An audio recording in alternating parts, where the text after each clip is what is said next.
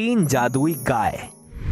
प्रीतमपुरा में एक हरिया नाम का किसान अपनी बीवी आरती और बेटी चिंकी के साथ रहता था। इस बार तो ज्यादा बारिश की वजह से सारी फसल खराब हो गई। फसल खराब हो गई, लाला का कर्ज भी चढ़ गया। सोचा तो ये था कि जब फसल कटेगी तो उसे अच्छे दामों पर बेचकर लाला का कर्जा चुका देंगे। मुझे लगता है अब की बार तो खाने के भी लाले पड़ेंगे। चलो अब चलता हूँ, खेत का कुछ काम देख लूं। अरे ये गाय माता इतना क्यों चिल्ला रही है? हरिया गाय के पास जाता है। अरे ये क्या, गाय माता को तो बहुत चोट लगी है। इस पर कुछ लगाना पड़ेगा वरना घाव फैल जाएगा। हरिया दुकान से दवाई लाकर गाय के जख्म पर लगा देता है और अपने खेत पर चला जाता है और वो काम खत्म करके शाम को अपने घर लौट रहा होता है। ये तो वही गाय है, इसे कोई भी नहीं लेकर गया।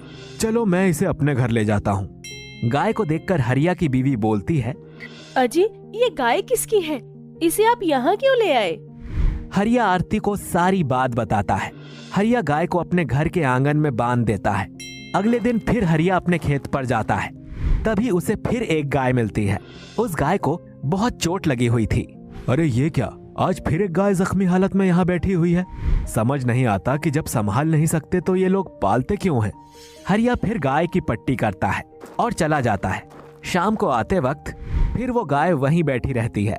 हरिया दूसरी गाय को भी अपने घर साथ ले आता है और ऐसे ही दिनों दिन की तरह उसके साथ तीसरे दिन भी होता है और वो तीसरी गाय भी घर ले आता है। ये क्या, आप आज फिर एक और गाय ले आए हो? यहाँ हमारे खाने का तो ठिकाना नहीं है, ऊपर से तुम ये तीनों गाय और ले आए हो। अब तुम कुछ भी कहो आरती, मुझे इनका दुख देखा नहीं गया। ये बेचारी भी अपने भाग का खाएंगी। अगले दिन हरिया अपनी फसल बाजार में बेचकर आता है। ये लो आरती, बिक गई फसल। ये क्या, बस इतने से पैसे? हाँ, कम दामों पर फसल बिकी है, इतने पैसे मिल गए वही काफी है। तभी हरिया की फसल बिकने की बात लाला को पता चल जाती है। लाला हरिया के घर आता है। अरे ओ हरिया, कहाँ है? चल भाई, बड़े दिन हो गए हैं, अब मेरे पैसे वापस कर दे। सेठ जी, अब की बार मेरी फसल खराब हो गई थी, इसीलिए ज्यादा दामों पर फसल नहीं बिकी। आप इस बार आधे पैसे ले जाओ, अगली बार मैं आपको बाकी के पैसे दे दूंगा। मुझे मेरे पूरे पैसे चाहिए और अभी चाहिए, वरना तो तू जानता ही है कि तेरा क्या हाल करूंगा मैं। हरिया डर से उसके सारे पैसे दे देता है। अब हम क्या करेंगे? अगली फसल के लिए भी पैसे नहीं बचे, ऊपर से ये 3 गाय और ले आए हो। राम ही जाने अब कैसे होगा अब इस घर का गुजारा। तभी हरिया की बेटी चिंकी बोलती है, पापा पापा, मेरा जन्मदिन आने वाला है, इस बार मेरा जन्मदिन मनाओगे ना पापा? यहाँ खाने के लाले पड़े हैं और तुझे जन्मदिन की पड़ी है। हाँ हाँ बेटी, हम तुम्हारा जन्मदिन जरूर मनाएंगे। अब जाओ, तुम खेलो बाहर। तुम भी बिल्कुल पागल हो, बच्चों के सामने कैसी बातें करती हो? कैसी कैसी बातें क्या, जो सच है वही कहा। और ऐसे ही कुछ दिन बीत जाते हैं और हरिया के घर की हालत बहुत खराब हो जाती है। चिंकी के पापा, ऐसे दिन तो हमने कभी नहीं देखे, घर में कुछ खाने का सामान नहीं है। तभी वहाँ चिंकी आती है। माँ माँ, मुझे बहुत जोर से भूख लगी है, खाने को दो ना माँ। अभी बनाती हूँ खाना, बेटा तब तक पानी पी लो। हे राम जी, मदद करो। अच्छा आरती, मैं जरा जंगल से इन गायों के लिए चारा ले आऊं। हाँ जाओ, ये बेचारी भी तो भूखी है। मैं भी पड़ोस की बिमला से थोड़े से चावल मांगकर बना लेती हूँ। और शाम को हरिया गाय को चारा डालकर अपने परिवार के साथ खाना खाने बैठता है। जैसे ही आरती थाली में चावल परोसकर चिंकी को खाने के लिए बोलती है, चिंकी रोने लगती है। मुझे चावल के साथ दाल खानी है, खाली चावल अच्छे नहीं लगते। मेरी प्यारी बेटी, तुम आज ये चावल खा लो, कल तुम्हारे लिए चावल के साथ दाल भी बना दूंगी। नहीं, मुझे नहीं खाने ये चावल, मुझे दाल के साथ चावल खाने हैं। चिंकी रोते रोते बहुत तेज चिल्ला चिल्ला कर दाल चावल मांग रही थी और साथ ही हरिया और आरती उसे बार बार समझा रहे थे। तभी अचानक बाहर से गायों की जोर जोर से आवाजें आने लगती हैं। अरे ये गाय इतना चमक कैसे रही हैं? क्या हुआ गाय माताओं, आप इतना चिल्ला क्यों रही हो? तभी एक गाय बोलती है, तुम एक नेक दिल और दयालु इंसान हो। हाँ बेटा, तुमने हमारी कितनी सेवा की, खुद इतनी मुसीबतों में होने के बाद भी हमारी सेवा में कोई कमी नहीं की। हाँ बेटा, हम तीनों जादुई गाय हैं, अब तेरे दुख का अंत हो चुका है।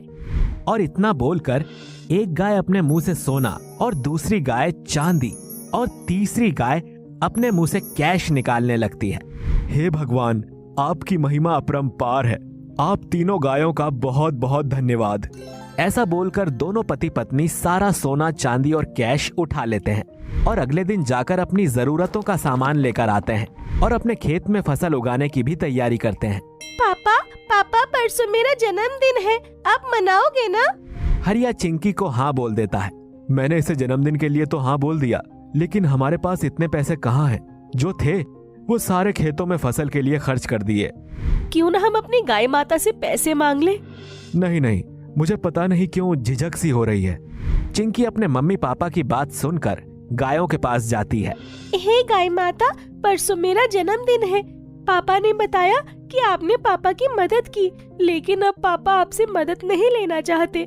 जैसे आपने पापा की मदद की, वैसे आप मेरी भी मदद कर दो ताकि मैं अपना जन्मदिन अच्छे से मना सकूं।